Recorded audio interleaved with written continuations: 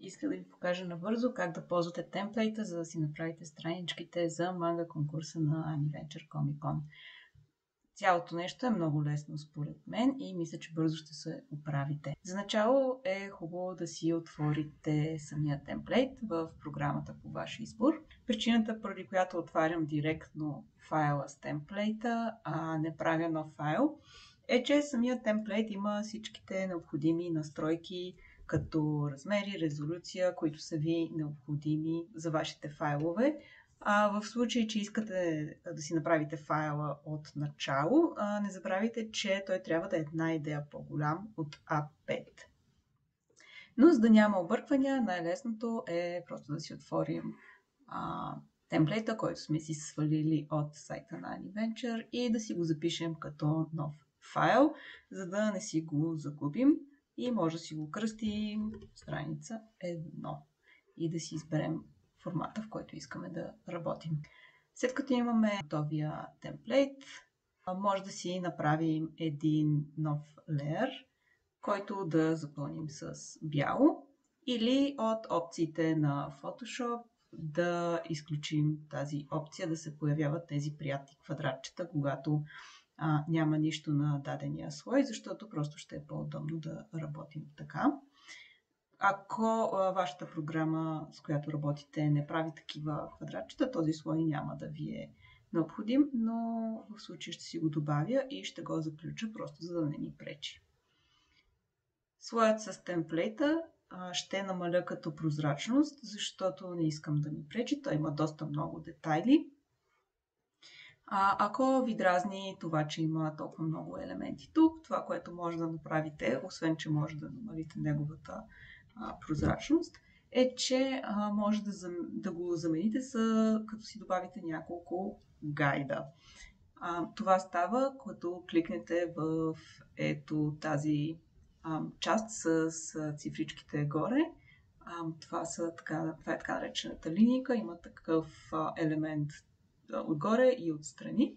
Ако не го виждате, може да отидете в View и Rulers и да проверите дали тук има отметка или да използвате шортката Ctrl и R, който ги скрива и показва.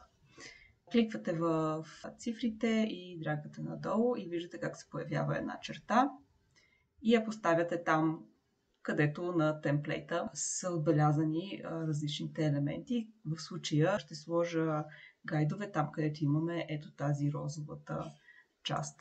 Розовата част са едни допълнителни 5 мм, които се отрязват от листа, когато книжката се печата. По същия начин мога да сложа гайдове и за синята рамка.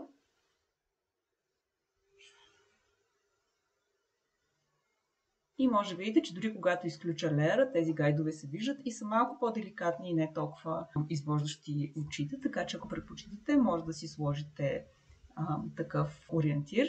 Само ще трябва да помните коя линия за кой елемент е. По-външната линия е за изрязването, а по-вътрешната линия ще обясня след малко. Тези гайдове могат да се скриват и показват с шортката Ctrl и точка запетайка. По този начин. Така, след като сме си сложили гайдове за необходимите елементи, може да си добавим един нов слой, тук от този бутон. На него все още няма нищо и затова Photoshop ми го показва на такива симпатични квадратчета. Ще си намаля този слой или ако ми пречи, мога да го изключа и включа по всяко време. И на този нов слой, който препоръчвам да си кръстите по някакъв ясен начин, например скица, може да рисувате. Ако имате готова скица, която може би сте направили в друг софтуер или сте скицирали на ръка, можете да я копирате и поставите в този файл, като я уразмерите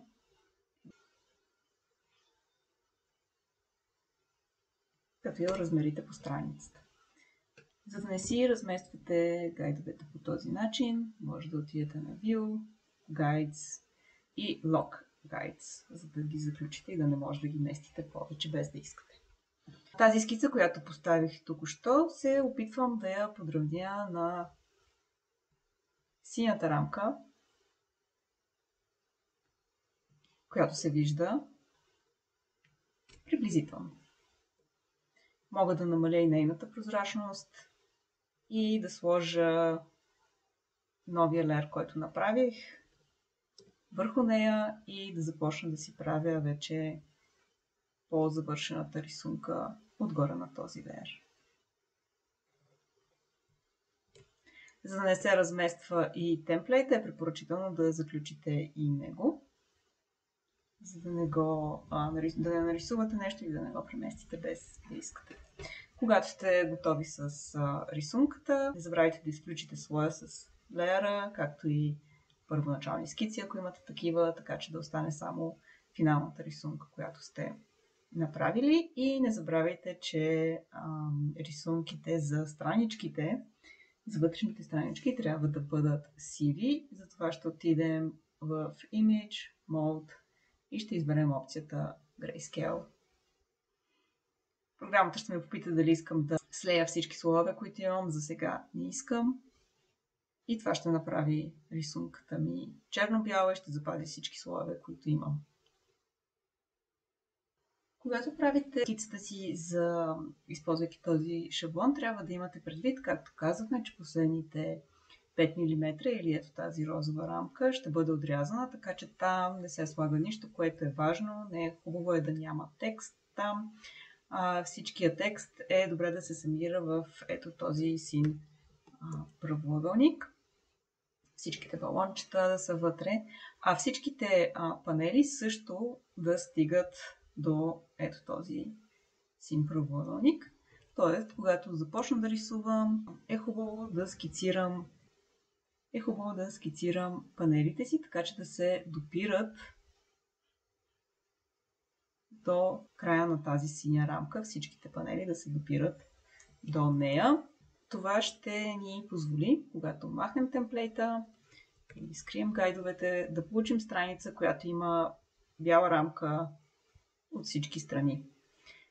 Ако искаме някой панел да излиза и да стига до края на листа, то е хубаво да го продължим до самия край, т.е. да влезем и в ето тази червената зона. Например, ако тук искам да нарисувам някакво лице, което да излиза извън края на листа,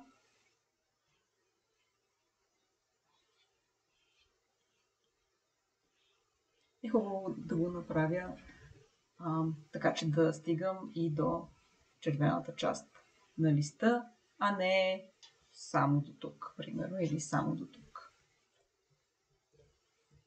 Тоест, имаме генерално две опции, или да имаме бяла рамка навсякъде, или на някои от панелите да стигат и до червената зона, но е препоръчително това да са двата варианта, които ползваме. Да речем, че сме готови и това е нашата страница, която се е получила. Този първи панел стига точно до ръба на синята рамка. От тази страна също стигаме точно до ръба на синята рамка.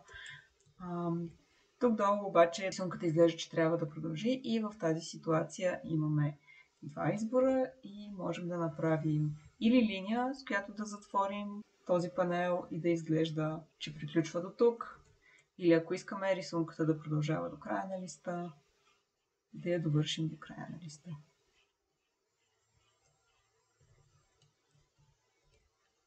Това са основните правила, които трябва да се спазват, просто за позиционирането на панелите в синята рамка, продължаването до края на листа и събирането на текста също в синята рамка. Когато сме готови с рисунката и бихме искали да добавим текст, добре е да сложим балоните на нов слой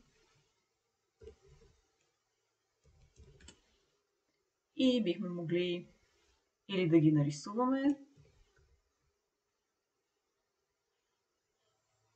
на ръка, или да използваме готови овални форми от софтуера, който ползваме, или да използваме някои софтуери, има даже готови балони, които може да поставите. На тази страничка, която съм завършила, Добавих един балон, като използвах готови инструмент, който прави елипси, тъй като в този случай искам формата на балоните да е по-скоро елипсовидна. В него, използвайки инструмента за поставяне на текст, ще сложа текста си, като бих могла директно да кликна и да започна да пиша. Но това прави текста ми доста по-труден за редактиране.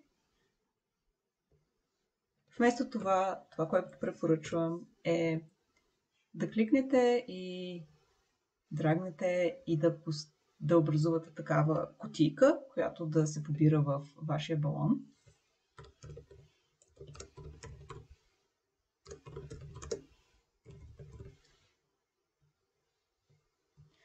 Това ни позволява, когато използваме инструмента за поставяне на текст и кликнем на текста, около него се появява тази кутийка, която ние можем да манипулираме и да преоразмеряваме и редактираме и дори да сменим някоя дума в текста, дори да решим, че трябва да е малко по-голям, да се премести малко повече наляво или надясно.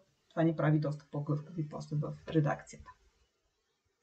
Не забравяйте, че по-естественият начин да се постави текст в тези балони е да бъде централно равнен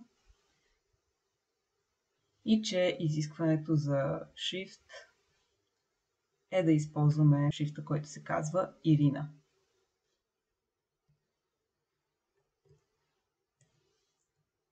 Както и да обърнете внимание на размера, в който шрифтът е поставен. За този размер на страничката и за тази резолюция подходящи са размери между 8 и 11 пункта, като всичко, което е под 8, става малко ситно за четене. Неща, които са над 11, може да сложите по изключение, ако е някой крещи или някакъв звуков ефект или нещо подобно. Но нещо около 10 е напълно достатъчно като размер за вашия текст. И тук може да видите как, ако добавя още текст, бих могла лесно да си го уразмеря и автоматично текста се равнява винаги централно, което за нас е важно. Добре е текста да не е твърде голям или твърде малък за балона си, затова ако сложа текста и видя, че той е твърде голям или малък, мога просто да променя размера и формата на балона. Ако софтуерът, с който работите, има такава функция, може да използвате, да селектирате двата елемента и да ги равните. Добре е да оставите слоя с текста и с панела, така както са, за да могат да бъдат редактирани при нужда. Това обикновено включва някоя пропусната запетайка или просто преместването на текста, ако не е поставен на правилното място. Това е единствената редакция, която се прави.